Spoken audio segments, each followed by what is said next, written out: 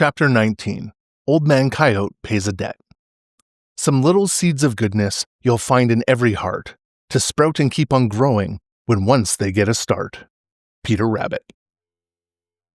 Matters went from bad to worse with Peter Rabbit and little Miss Fuzzytail.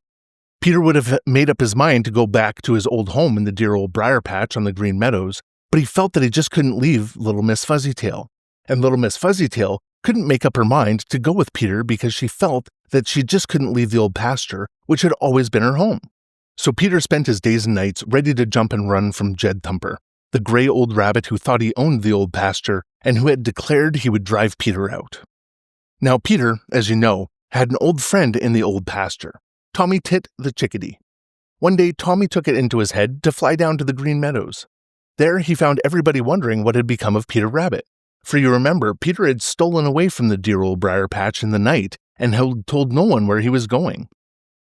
Now, one of the first to ask Tommy Tit if he had seen Peter Rabbit was Old Man Coyote. Tommy told him where Peter was and of the dreadful time Peter was having. Old Man Coyote asked a lot of questions about the old pasture and thanked Tommy very politely as Tommy flew over to the Smiling Pool to call on Grandfather Frog and Jerry Muskrat. That night, after jolly round red Mr. Sun had gone to bed behind the purple hills and the black shadows had crept over the Green Meadows, Old Man Coyote started out for the old pasture. Now, he had never been there before, but he had asked so many questions of Tommy Tit, and he is so smart anyway, that it didn't take him long to go all the way to the old pasture and to find the bullbriar castle of old Jed Thumper, who was making life so miserable for Peter Rabbit. He wasn't at home, but Old Man Coyote's wonderful nose soon found his tracks, and he followed them swiftly without making a sound. Pretty soon, he came to a bramble bush, and under it he could see old Jed Thumper. For just a minute he chuckled, a noiseless chuckle to himself. Then he opened his mouth, and out came that terrible sound which had so frightened all the little people of the Green Meadows when Old Man Coyote had first come there to live. Ha ha ha! Ho ho hee ha ho hee ho!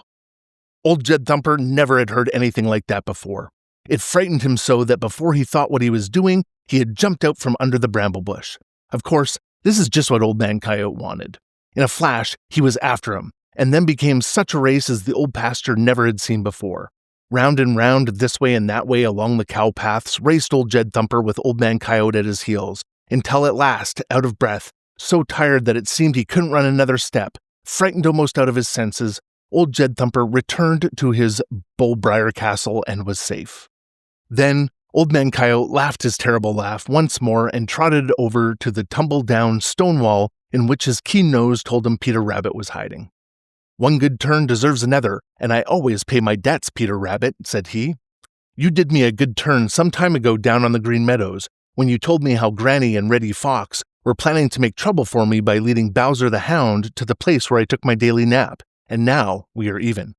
I don't think that old gray rabbit will dare to poke so much of his nose out of his bullbriar castle for a week. Now I'm going back to Green Meadows. Good night, Peter Rabbit, and don't forget that I always pay my debts." "Good night, and thank you, Mr. Coyote," said Peter, and then, when Old Man Coyote had gone, he added to himself in a shamefaced way, "I didn't believe him when he said that he guessed we would be friends."